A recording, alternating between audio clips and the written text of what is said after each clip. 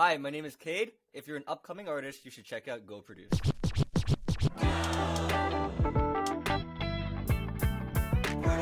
Hey, what's up, SmArtist? Alex Kade, thank you so much for being here. Kade himself is a musical artist and entrepreneur and electronic music producer. He is currently developing his EDM group called Alex Kade. As a producer, he has remixed and co-written with a plethora of artists. We're going to talk about that. Kade also educates musical artists on how to better market their music, their brand, and themselves using organic social media methods and paid advertising. He's accrued over 51,000 followers on TikTok, over 3,000 Instagram followers, based off of his EDM project for Alex Kade. And lastly, Kade himself is a professional drummer based in Toronto who is sponsored by TRS Custom Drums. SmArtists, this is Alex Kade. Hey, what's good? Thank you for having me. It's a pleasure, my dude. Thank you so much for being here. We do got several segments that we have in this show. So the first one we may as well start off with is called The Basics.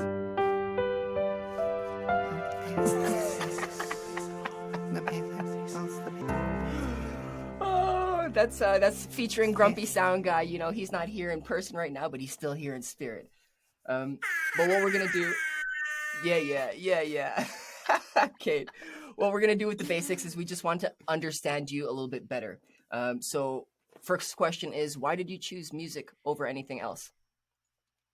Oh man, music is it's fun. And living, I don't want to be stuck in a 9 to 5 doing something that I hate. So the short response is music is fun. And I know how to make money through music, so why would I do anything else for money? I don't have a response to that. I don't have a why not. That makes total sense. And okay, so making money doing music seems to be quite tricky for a lot of individuals. You've said that quite confidently that you figured out a way to do that. So we'll get a little bit more into that a little bit down the road. But up until you were able to figure this out, was there ever a point of hesitation? Did you work that 9 to 5 and then you're like, okay, now it's time to make that jump, in case someone else is questioning whether it's the right time? I first started, my first paycheck from music was when I was 17. And my friend, he had a friend who was about to propose to his fiance. So he's like, yo, can you help play a bit of percussion for this, right? Oh, wow. 30 minutes, he e-transferred me $200 later. I'm like, what the heck? I'm like, what? And then my parents are like, what? He made money doing music? That's weird. And, Asian immigrant parents are like, the only jobs are doctor, lawyer, business owner, whatever, right? But with this, they're like, this was very, very confusing for them. And then as the time went on, like I played a few, excuse me, I played a few other gigs, and I was making money, and they're just so confused as to why money was coming from music, because they didn't understand how it worked. It's either you're starving or you're super, super famous. They don't understand, kind of the in between. Right. But yeah, so it was after that, just playing a ton more gigs. So I started off as a drummer. I went to York University for a year, Humber College for 2 years for drumming. And in the summers, or during that time, I met a lot of people. And then in the summers, drumming was like a full-time gig. Wasn't a ton of money, but enough to, pay my bills and stuff. I was living at my parents' still when I was a kid, but it was enough to pay the bills. And then I dropped out of school back in 2017 because, going to school is very, very stressful, especially with music school. And jazz school, it's a bit toxic at times. The environment's very, very toxic, as opposed to, the pop industry where everyone's always just trying to help each other. The kind of jazz musician, session musician industry is a bit more gatekeepery. Like, and I didn't like that environment. Yeah, very, very elitist. I have a ton of friends who I went to school with that I love. They're such nice people, and we all share like facts and whatever. We're always just trying to help each other win. But just the fact that there's like so much, there's such a large amount of people who are that kind of elitist, a bit more negative, not trying to help everyone win, just focused on their own success. Right. I didn't really like that, so I was like, that is toxic. Whatever. Yeah. Anyway, moving forward, I had to leave my parents' home due to some like arguments about my choice in career. Yeah. So after that's when I really had to like, hustle down, find a 9 to 5 and stuff. I was working retail. I sold some cars. I did some. I was a garbage man. But then during all those jobs, like whenever I got home, I was just back to doing music. So I'm like, okay, maybe I just got to figure out like, okay, how can I make more money doing music? Because I was still playing gigs and stuff. And in the summer, again, right, I could quit my job and go back to playing because in the summer there's so many gigs everywhere, and so I was just always being hired. But when COVID hit, so that made it a bit harder to gig because we're not allowed out. We didn't want to hurt Because it's anyone. illegal We didn't now. want to spread anything. Yeah. So that's when I realized, okay, how I gotta really really get better at this stuff. I gotta learn how to do better sales, better marketing, be a better musician, and when I started realizing that, like, to make it in music, you can't only be good at music. You gotta like learn all these other skills, especially if you don't have a team behind you. Because I'm doing everything by myself, basically. Just learning all these skills really really helped me, end up making a full-time income from music, paying all my bills, living like I'm living frugally. I don't spend a lot of my money. I don't go out. I literally just lock myself in my basement and just work all day. And But I love do what what I you do. got to do. Exactly. Exactly. And I don't go out, and all the money that I make, like some goes to expenses, but the rest just goes back to the business to keep growing and help me Exactly. keep doing what I love. Yeah, Reinvigorate it all. It makes sense. Okay, exactly. so that's a fabulous story, and obviously there's still a lot more that has to unfold from it all. But so far, you've clearly learned a lot of lessons, and you've made a lot of significant choices. Is there a first lesson that comes to mind from your whole experience? Maybe it was when you were 17 and you got paid. You're like, yo, I can actually make some money. What was one of those first lessons that stood out to you? Just don't listen to what anyone says if it's negative. If they don't support you, don't listen to them. You really really got to have tunnel vision when you're pursuing music because it's something that I'd say 99% of people don't understand that it is a viable career path, but it's just not very common, and that's why people, if it was easy, everyone would be doing it, Arrow, but it's not. exactly. But you really got to have that tunnel vision and just like, take whatever the haters say with a grain of salt, even if it's your parents, even if it's your close friends. Even if it's you for a half a day. Yeah, Like you just sometimes you gotta. self-doubt yourself too. Can't listen to Oh that. yeah, I doubt myself so much, imposter syndrome all the time.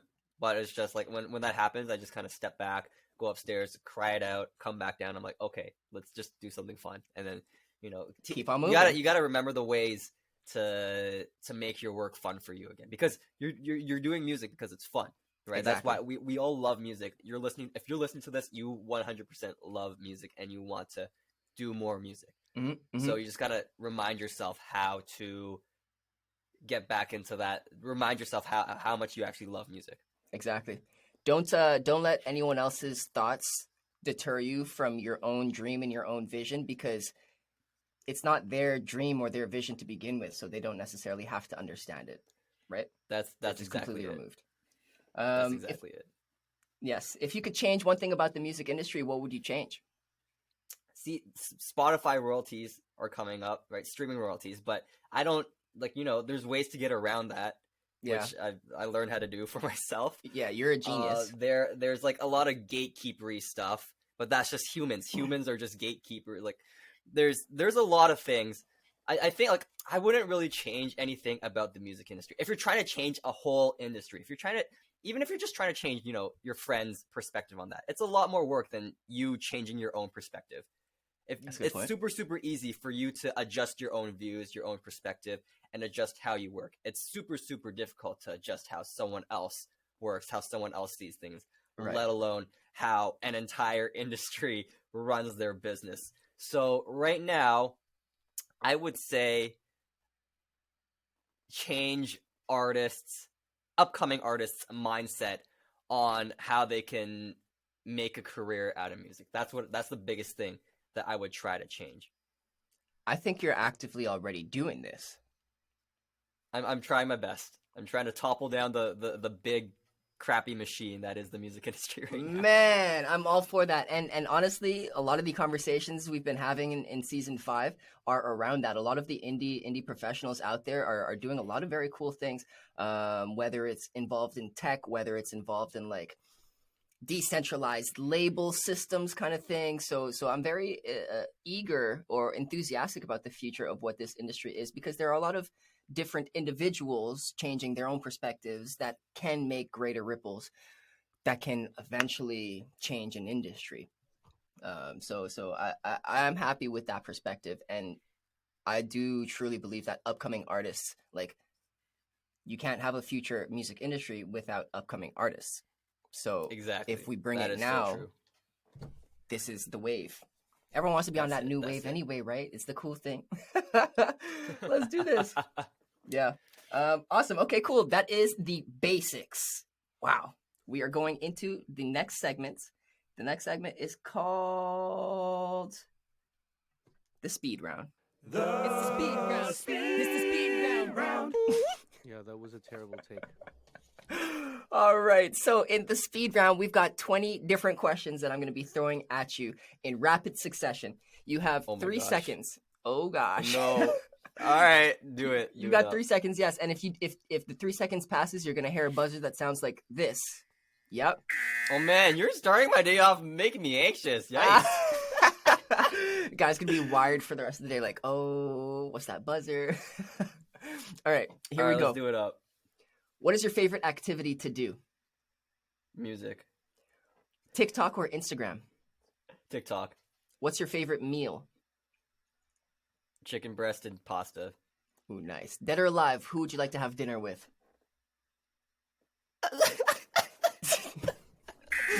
Oh my gosh, that's a long 3 seconds. Do viral That's a videos long happen 3 randomly? No. Is water wet?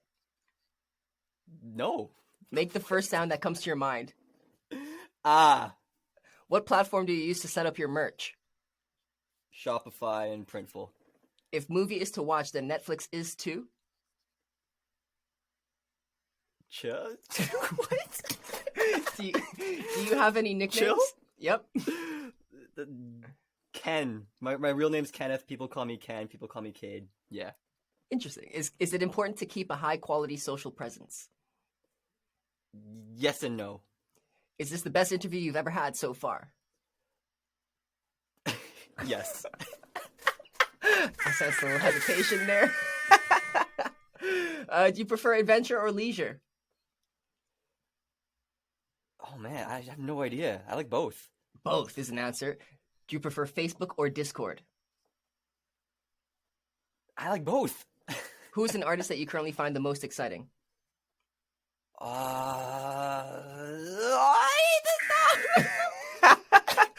The next round is on me. What are you having? There's too many. Oh my gosh. Oh, I don't drink. I don't smoke. You can have water. You can have tea. Anywho. Water, sober juice, always. Nice. One time you lost $3,000 because of bad branding. Is this true? Yes. Oh my Shit. gosh. Who's an all-around You did your favorite? research. Who's your Pardon, what all-around was that favorite question? person? Big Lou from Go Produce. Well, damn.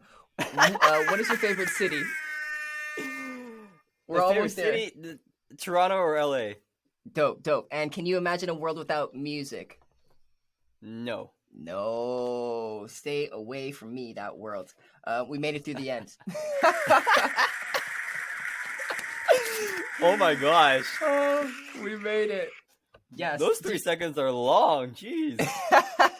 I'm like waiting for that buzzer to just hit when I stutter. I'm like, what the heck? Come on, buzzer. That's funny. Is there anything that you want to justify from those questions? Oh, yo, that went so quick. You're gonna have to. I don't know if you got my answers. I but did you're get a gonna have to couple of them. remind me. You're gonna one, have to remind one I me do want which to ask ones. is the merch. You said Spotify or Shopify and Printful. How come 2 different online platforms? So okay, with merch there are 2 ways that you can go about it. You can go the traditional route, the older route, where you buy a bunch of you stock up on 20,000 t-shirts, get them all printed out, and you just have them in your basement, in your attic, and then you mail them out yourself and do that. That's a lot of work. With Printful, or just this other method, direct to garment, basically. And Printful isn't the only thing, but I just I'm happy with Printful, and I think they're one of the main ones. Yeah, I'm but with them with too. direct to garment, they basically, these companies, they hold all the inventory for you. They just have a bunch of blank t-shirts, high quality t-shirts, and a bunch of different styles of t-shirts, hoodies, whatever, clothing, mugs sometimes. But you don't pay for anything until a customer buys a merch or buys something from your merch store on Shopify. When they buy something off Shopify, that sends data to this direct to garment factory, and then they print it out on the t-shirt or hoodie or whatever they ordered, and then they send it straight to the customers. So it costs a bit more, but then you're not actually spending any money until you've actually made that money. So the cost is a bit higher, say, as opposed to, you're ordering 1,000 t-shirts for maybe $5 to $10 per t-shirt. With Printful, you're spending a bit more, 15 to 17 to maybe 20, 30, but then you don't have to do any of that work. You're not spending any money on shipping, on producing this thing, on holding just 20,000 t-shirts up front. So up front you spend less money, but then if you're doing this, if you're scaling this, if you're going on tour or something, then if you're going on tour, definitely hold that inventory and just carry the shirts, carry your merch in the van. And then one more that I want to justify here in this round, maybe I got the next one, is the Facebook and Discord. I'm not very familiar with how Discord is being used for artists promotion / building within this community. But you said you like both, and I've seen you promote Discord quite frequently. So why do you like Discord as much as you like Facebook?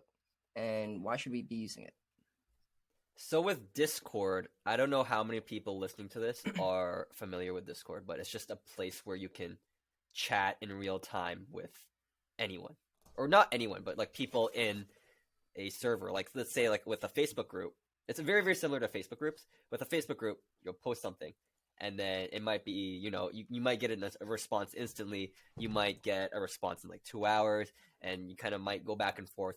Every 2 hours, someone leaves a comment or something. With Discord, there's usually someone on it, and so you can talk in real time, and just, when you're talking in real time, the conversations are a lot more organic. It's a lot more natural, and they're different from talking on Facebook where you're like commenting and stuff. So with Discord, what I find the most beneficial for Discord for artists is not for promoting yourself, but really, really creating that community within your fan base, creating, ours is called the Alex Kade family. So just, making those family ties stronger between everyone who is in our server. I'm in that server. I talk pretty frequently. My bandmate, Alex, she's in there always talking pretty frequently. And our fans get to talk to us. They get to talk to each other about things that they have interest in. And it's just a place for community building. I think that's the biggest thing about Discord. Would you recommend an artist that doesn't have a Facebook group or a Discord to build one over the other first? I don't even have a Facebook group. I think Facebook groups are like they're dying out. Facebook groups are definitely better for businesses and like managers and just other people, or depends on your demographic. If your audience, if most of your fans are like in the generation who grew up with Facebook, then Facebook groups might be the way to go. And it's organized there. Whereas Discord it's a bit more hectic because it's just like a giant chat room. So I'd say really, really ask your fans exactly what they want, right? If you don't have any fans, then like don't worry about it. Don't worry about Discord, Facebook. Focus on building your fan base first. But once you have those fans, literally just ask them, send them a DM. Do you guys want a Facebook group or do you guys want a Discord server? And there's your answer. Boom. Nice and easy. Yeah. Okay. Awesome. And then can you tell us a little bit about this bad branding story? Just a quick, maybe like 90 seconds summary. So this kind of goes back to the I don't want to work a 9 to 5 anymore. I want to do my own thing. But I didn't learn how to do my own thing with music yet. So I thought, I'm getting all these ads on my Facebook about Amazon, e-commerce and all that. So I'm like, okay, what if I design some clothing and try and sell it? And I had no idea. Like, this is like, I spent all this time on the product, on the setup and all of that stuff. I had no idea what marketing really was. So I spent $3,000 ordering these shirts doing the Shopify stuff. I think that was the main thing because I had no idea what I was doing, but just like I spent $3,000 setting up this whole shop, and I spent $0 on marketing, and then I realized I'm like, this isn't going anywhere. Like, how do people do it? What the heck? Like, what is going on? What am I missing? I learned that there was much more to building a business, much more to marketing, much more to sales. There's just so much, or there's not so much, but there's just a lot of key things that you should be focusing on before spending any money on product or investing anything. There's a lot of free things that you can do that you can learn to minimize the risk of you spending $3,000 and getting zero in return. Right. Are there like a top three things that you would do if you were to go with this pursuit again, differently? I would first off direct to garment. That method is just so much easier. I do way more marketing. Yeah.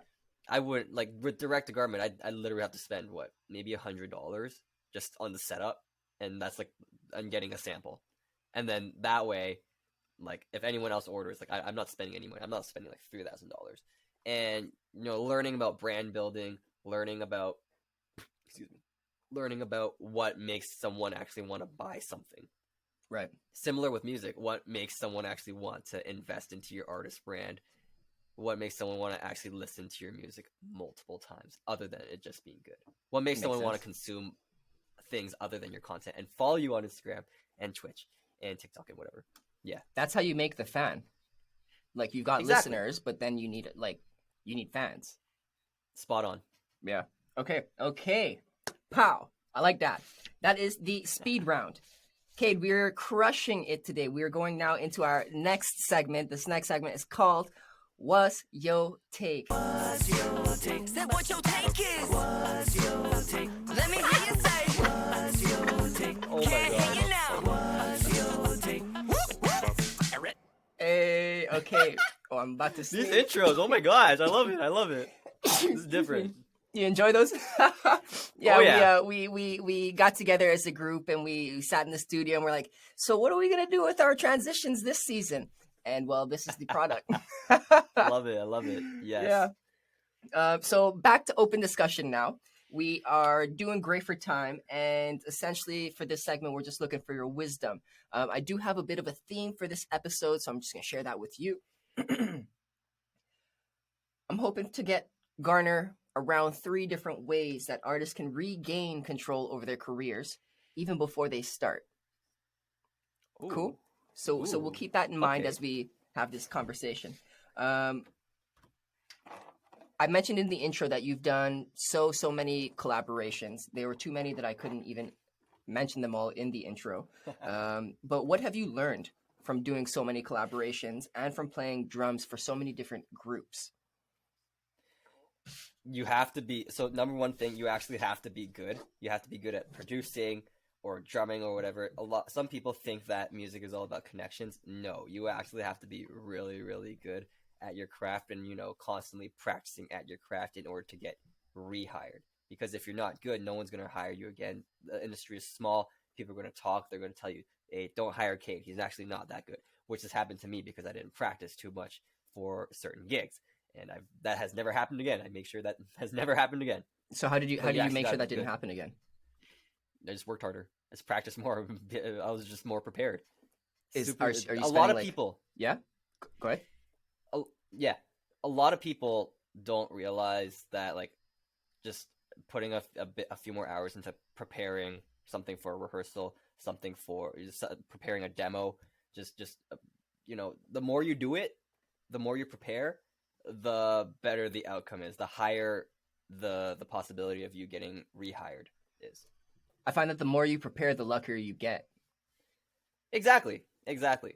Yeah, it's just preparation, and just for me, it was a drummer. I was a drummer, and there's one gig I didn't have too much time to prepare for, and I didn't botch it, but I didn't play like the best that I wanted to. Never heard from them ever again. So I was like, oh, okay, next time I'm gonna allocate a bit more time. I'm maybe gonna wake up like an hour or two earlier, 2 days before, just to run over the set list a bit more.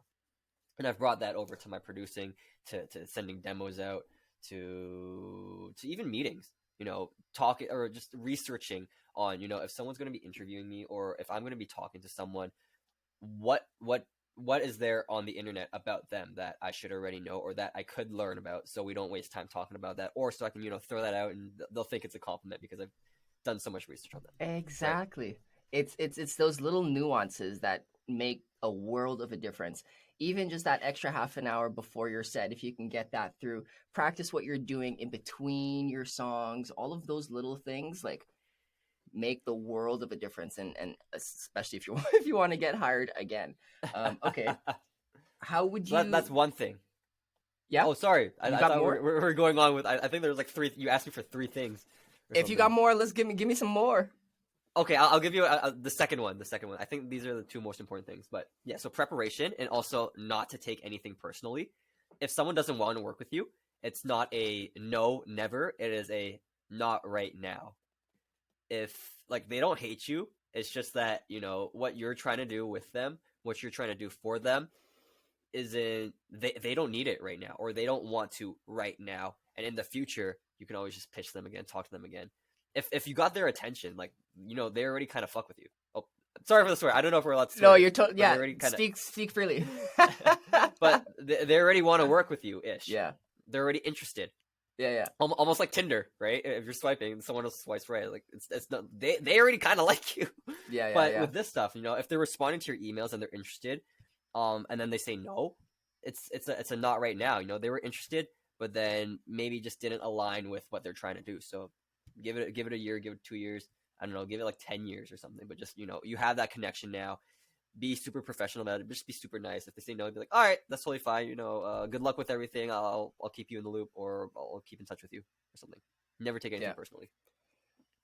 Practice and don't take things personally.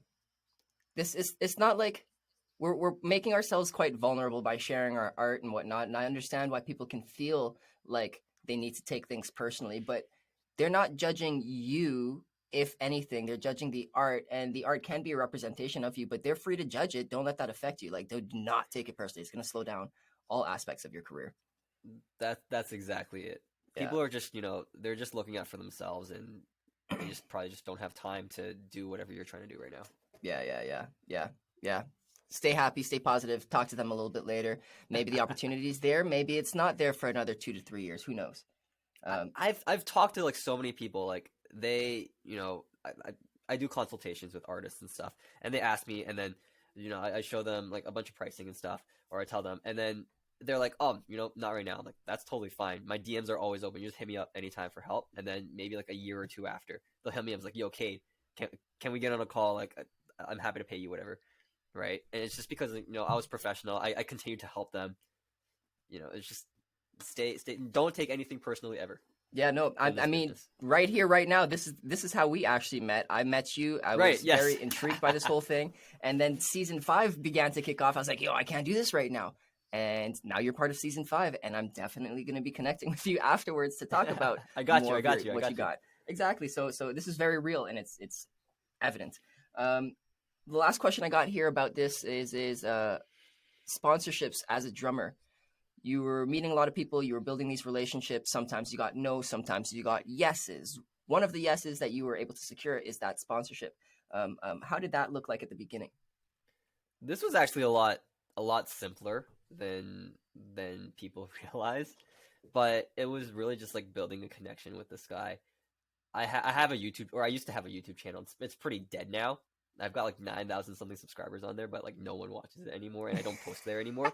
But I used to do a ton of drum covers, and then I was just like, as a kid, you're always just, you love gear when you're just starting off in music. Gear is always going to make you better. So I was just looking at like, oh, what cool drum places would I want to be sponsored by?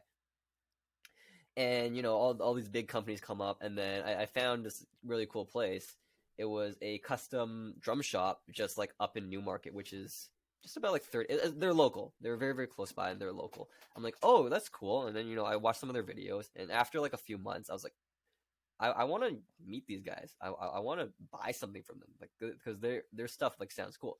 So I emailed them. I'm like, yo, can I buy a snare drum? I wasn't even looking to get sponsored. I just like wanted a new snare drum, and I wanted to buy something local.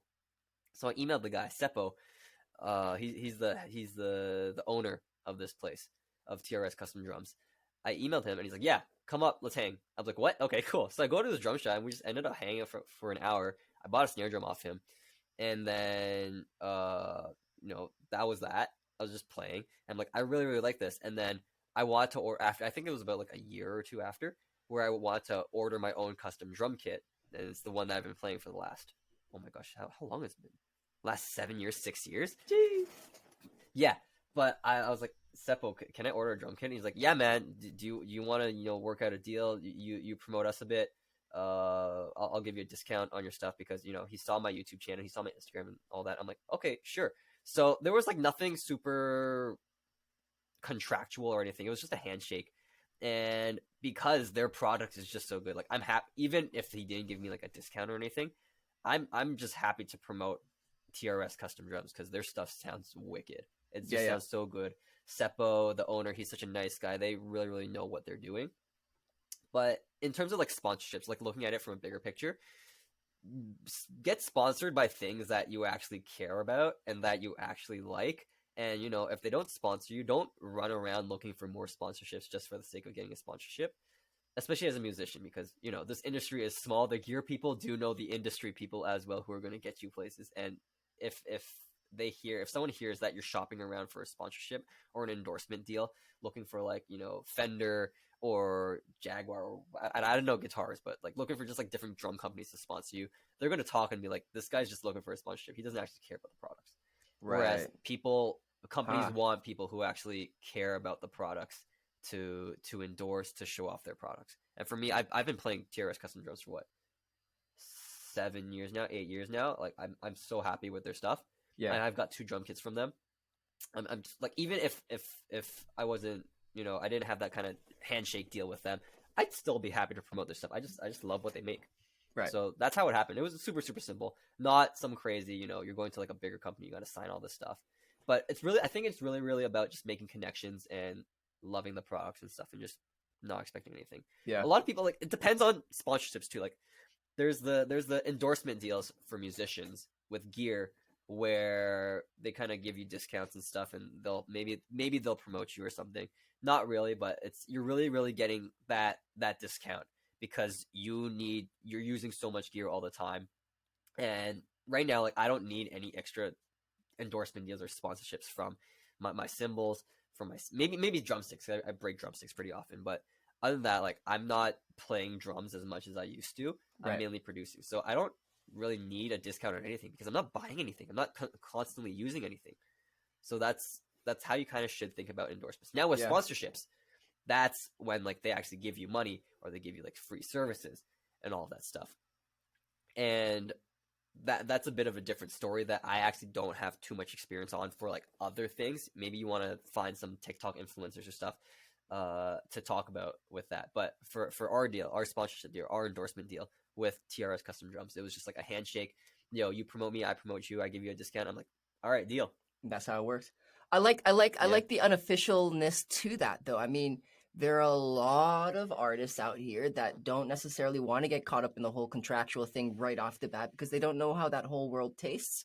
And these kinds of unofficial, like, nonchalant agreements that are just based off of loyalty and, genuine kindness to the other individual really allow the people with very little experience to start their career path.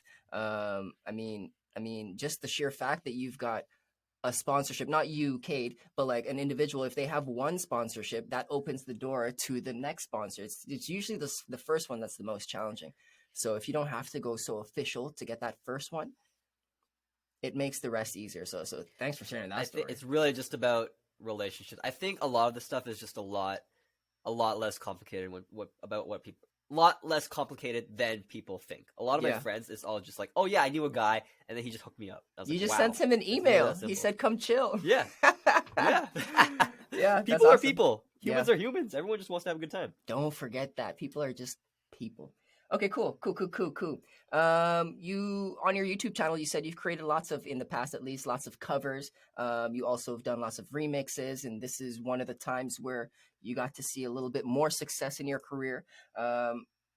what do you have to consider when you're doing work with other people's art, like legally and whatnot? Legally, it's just you have to get their permission from their team. It's if okay. So with YouTube and like SoundCloud and stuff, you can put out remixes out there. You can these are called in the EDM world. These are called bootleg remixes. They're not official remixes. You're just taking the track, isolating the vocals through some sort of program, and then putting your own touch on it. You can put that on YouTube, but you won't make any money from it. You won't have any royalties from it. If YouTube's algorithm sees that or it hears that it is like you're using part of a track from someone else's, all the royalties will go to that artist. But Right. legally, if you just talk to the managers, talk to the teams, if they're willing to cut you in on some of the royalties, give you a fee or something. It's again, people are just people. You just got to talk to them, ask them what's up. But yeah, with the Interesting. legal stuff, all the remixes that I've done, people are always asking me, how'd you get those on Spotify and all that? How'd you get those official remixes? How'd you get the stems? It was literally I asked them. They heard I made a bootleg remix just on TikTok, 1 minute long, sent it to them, and I'm like, do you want a full one? And they're like, yeah, sure. We're actually having a remix album. Here's the stems. it's a lot more simple. So how than did you people make the think. bootleg remix? I found something off TikTok. I isolated the vocals and I just put it in Logic and just like made something. It's super super simple. Damn. Yeah. Okay. And that's how most producers do it in the EDM world. They'll just find vocals somewhere. I think there's a video of what's his name, either David Guetta or Calvin Harris making a remix of WAP that was unofficial. They just they used YouTube. They downloaded the vocals from YouTube, Yeah. isolated the vocals, and then just put their own thing on it. And I think it was David Guetta, but it's literally there. You just take the vocals off YouTube. Well, shoot. Okay. So that's more EDM focused. That's very cool.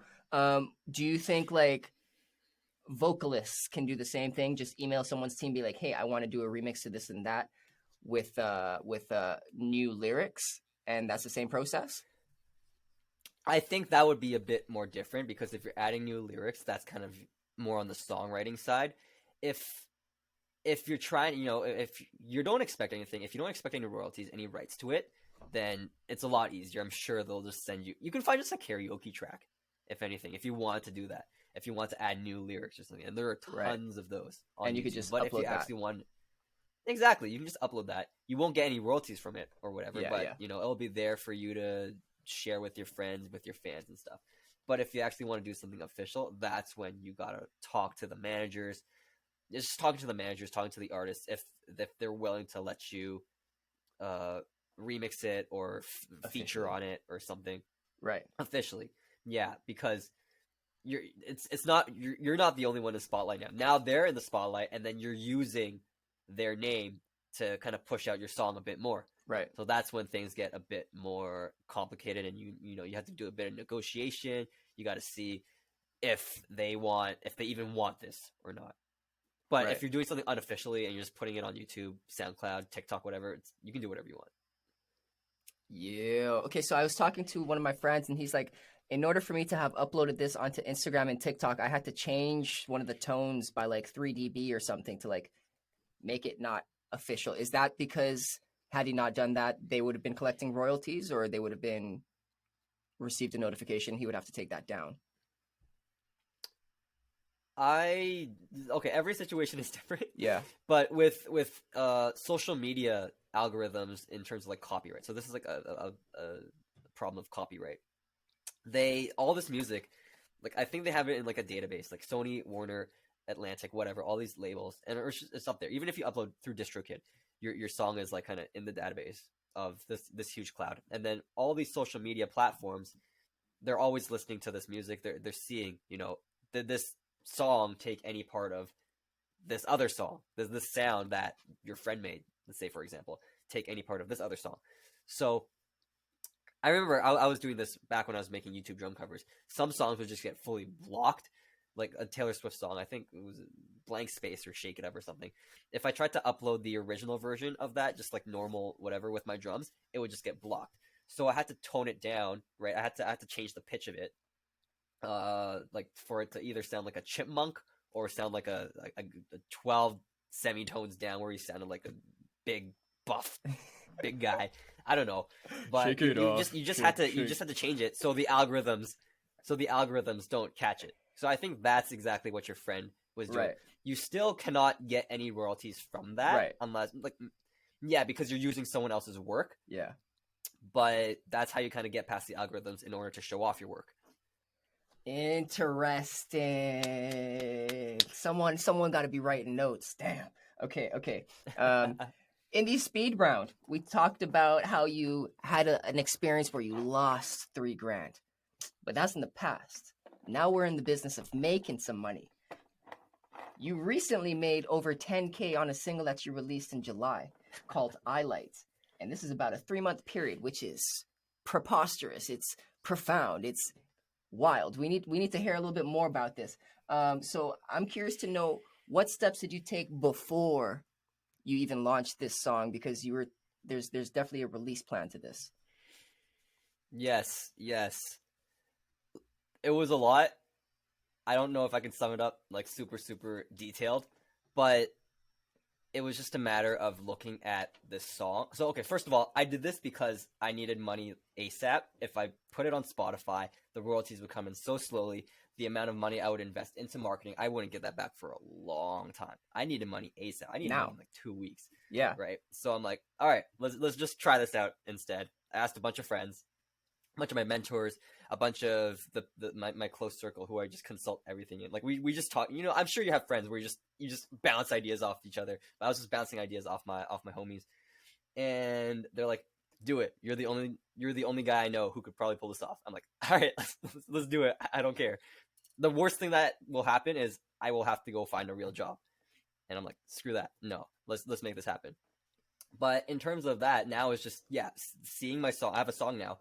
How can I sell it as a product, as opposed to, a lot of artists, they just run Facebook ads to their Spotify page to tone down. I don't know. That's one of the main ways to market a song now. But I was like, what if I market the song like an actual product? Like if I was selling a shirt, if I was selling, I don't know, a new toilet seat or something. Just one of those products that you see all over your Facebook ads. What if I was selling it like that? And it was just a process of like looking at all these different sales pages, looking at all of these different methods on how people sell things like this, consulting my friends who have already done this, or in terms of like they've sold their own thing. It wasn't music, but they've sold their own thing. But just breaking it down and kind of working backwards and just relating it. Okay, this part is this part in my process. This part in their process is this part in my process, and just connecting the dots. That is it in a summary. In terms of like a bit more detailed, I knew, because I already had like fans and followers, like what were we at, like 2000 something, I don't know, but because I'm always constantly talking to my fans, to my followers, I already have an idea of what they want, what more they want of me, and it was just a matter of putting that all in a few packages and putting a price tag on it and doing a bit of marketing, really making sure like, okay, telling them this is exactly what you asked from us, and now we're giving it to you. Do you want to give us money for it? And it was just a matter of them saying, yes, here's my credit card, or no, maybe later. Yeah. And that just means maybe later, not right now. Exactly. Awesome. Okay. Does that make sense? That makes total sense. And so I'm curious on a couple of different things. I know if any of our listeners want specific details, Kade does do consultations. So like, this is information that he like works with you in detail. So please check him out for all of the nitty gritty details that you've got. He can't give us all of his secrets here, but what secrets do you know? I'll give a few out. Well, they're actually not secrets. Everything that I do is like you can find on Google. It's all free. Well, so it's just I've just connected the dots a bit better. Yeah. So I was doing some. But thank you for the plug. Thank you for the plug. You're welcome. I was doing some research and like I kind of put some things together, and what I think you're kind of the direction you're going towards, maybe I'm wrong, is you release the product ahead of time to a specific set of people. You make it available to them almost like a movie release, like a cinema. Like you have to go to the movie theater to watch it and you spend your money there. But then afterwards, Netflix gets it or the TV system gets it. And so like it becomes accessible to the rest of the world. I'm not certain if that's the approach you're going with it, to like create demand and exclusivity for your people now, and then also sharing it with the whole world. I'm not sure if that's something Similar, that you want to similar. share, but this is the direction I was leaning towards. Yeah, no, it's no, no, I'll share that. It's very, very similar. So yeah, this song. We're only letting 5,000 something, up to 5,000 people listen to it this year, or 5,000 people have copies of it this year. If you pirate it, if you share it, I have no control of that. But we're only having like 5,000 official people listen to this track this year. And then next year, I said I was gonna release it on Spotify and stuff, but I don't even know if I want to do that anymore because it just makes it so much more exclusive. Yeah. Right, so it's like the only place that the only people who got to listen to the song, like these people are super, super special. So like imagine, Marvel releases a film, releases like the fourth Avenger film, but they're saying only 10,000 people get to watch this.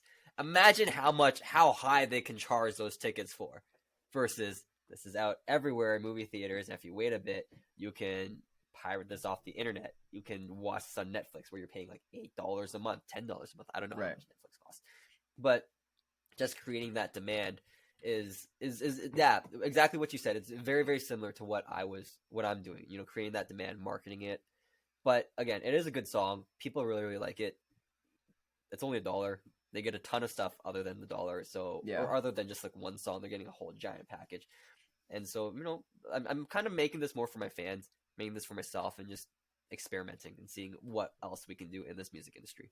I think it's been a grand experiment. Like I'm prepared to follow the model verbatim afterwards. Obviously, like everyone's situation is different, so I won't do exactly what you did.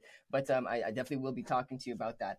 And I'm curious to know, after having had this experience, what kinds of adjustments are you going to make for your future music? Do you think you're ever going to be like releasing traditionally anymore? Oh yeah, of course, yeah. I think I've got a song coming out in November. I'm putting it on Spotify and kind of doing the traditional route again, because the thing that I did, it's so nuanced that I don't know who I could possibly pay to help me do it, because there's just so many things that I had to do myself. And for me to, kind of sit down and figure out that process on how to delegate it and find the people who could actually execute on what I did up to the standards, or even just like 70 to 80% of what I was doing, it'd be hard to do that. And I don't have the resources to, do that right now. So I do have a song coming out on Spotify next month. I think. I don't remember. Maybe. I'm still deciding on whether or not if I want to release it. That's how I release my songs. It's just like if I want to do it, because I know how to market my own songs. So I'm like, I'll just throw this out and I'll just do my thing, because marketing comes pretty natural to me now. That's awesome. In terms of what I would do differently, I think the most important part was learning how to delegate all these different tasks. So exactly what I told you that I wouldn't do is something that if I were to do this again, I have to, in order to not have myself go crazy, in order to scale it. I only have 24 hours in a day. I need to get 8 hours of sleep a day in order if I don't want to get sick. And, I need to eat. I need off time. I can't just hustle 24/7. And like I've tried to do that, and I totaled my car when I tried to do that when I was 21. Oh, I nearly shit. died. Yeah, I nearly died trying walls. to just hustle hard. Yeah. So now that I've had that experience, I'm like, okay, no, this isn't sustainable. Whenever I burn out, I kind of take a step back. I'm like, okay, what made me burn out? All right, let's adjust immediately so this never happens again. And I always end up burning out, but it's always like each time is significantly less. And I'm sure, maybe in 10 years, I'll learn exactly how to not burn out and just, find something that's super, super sustainable.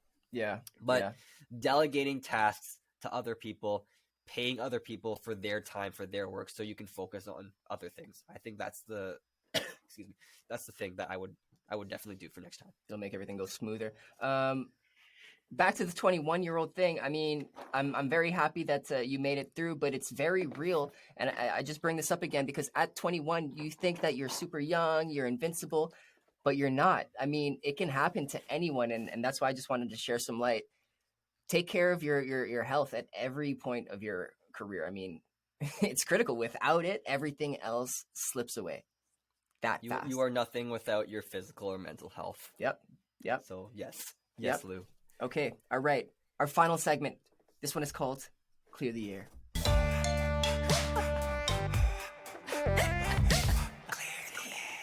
Stop recording. Cut. Okay, Kate, clear the air. We've got a fan. We call them our smartists, and we've got the grumpy sound guy who sent in a question. He's not here, so I'll have to read it for him. But yeah, let me share with you the fan question. Okay. Hi, Kade. My name is Cooper. What are some ways that upcoming artists can invest in themselves if they're on a low budget? Did you get that? Yep. So Cooper, things that upcoming artists can do to invest in themselves on a low budget is education. There is so much education out there that is completely free. YouTube, Google, articles, my DMs. I always answer my DMs if you need help. And then there's a ton of people who are willing to help. YouTube videos. It's education. So many people want to, just skip educating themselves and just get right into it. But you have no money to scale. You got that money. The most important thing you can do with that money is invest it into advertising or marketing. That's what I would say. With everything else, just educating yourself. That stuff is completely free. Practicing, executing, getting better at your skills, practicing your content creation, practicing your marketing skills, all of the stuff. Like if you have to spend that money on bills and groceries, you can market a song really, really well with $0. There's so many tools out there that can teach you that can help you market that song with $0. TikTok, you don't have to spend a single dollar on TikTok. You just got to get really, really good at content creation. And how you can do that is just by watching a ton of TikToks and just making a ton of TikToks and seeing which ones do well. The ones that do well, copy the ones that you're doing well. Think about why they did well, how you made them, and then just do more of that. All this stuff is, upping your skills, getting better at marketing, getting better at sales, getting better at content creation, getting better at producing, getting better at stuff that can, generate you income so you can kind of increase your budget because now you're actually making money. Someone hires you to mix a song. Someone hires you to teach them how to produce. That's an extra $40, an extra $100, extra $400 that you can invest back into your marketing or into, now you have a larger budget. Does that make sense? You see where I'm going with this? Absolutely. It's a compounding effect. Education is the way to go. And there's just so much free stuff out there. You just gotta look for it. Gotta spend some time looking for it. Yeah. It's a great approach. I mean, spend some time, be consistent, be patient, and it grows. It grows. It's like a snowball. It gets easier as you go. Okay. Question. And one extra thing. Sorry, one more thing. If you know how to do these things, you will never be taken advantage of by someone else. There are so many crooks in this music industry that are just looking to make a quick buck. If you know how to do these things for yourself, you will never be taken advantage of. You can spot these guys immediately. You can save your money, save yourself a lot of headache, a lot of time, a lot of regret, just by educating yourself. It's so true. Down the road, it's worth it. Even now, it's worth it. So just take the time. Exactly. Question from the Grumpy Sound Guy. He's got almost like a two-part question because we were talking about the exclusive release that you've done. Is this the best solution that you've come up with to get around Spotify royalties? Is that why you did this whole thing? I wasn't trying to get around. Well, okay, yes and no. Oh man, that's a question. Spotify royalties are great if you've got a big enough following where you can kind of just make an extra $20 to $50 every day. But that means you need at least, I think, 100,000 something. You need a lot of streams every day. It's in the 6 figures, 7 figures every single day worth of streaming. So it's not sustainable unless you're massive. Exactly. If I was a big enough artist, I could just throw out a song and then have the algorithms just do that for me. I wouldn't do this ever again because there's other things that I could be spending my time on. But because I needed money up front, and it was mainly I needed money up front in order to invest back into my business. That's exactly why I did this. But I learned a lot. It brought a lot of value to my fans. It brought a lot of value to my producer and artist community. I can show people how to do this now. So that's huge. Yes, I would do this again differently. I definitely have to kind of circle back and see what shouldn't I have done? What should I have done better? What could I have done better? And also, if I get big enough, no, I don't want to do this ever again. Or it's different. It's just if you don't have to. It was just the experience. I just spent so much effort on this, and I kind of went crazy. I worked like there were 3 weeks where I worked just 20 days in a row, minimum 8-hour days, and like it was tough. It was tough. I don't think very many people can do that without going crazy or wanting to, unalive themselves. But it's a lot. It's a lot of work.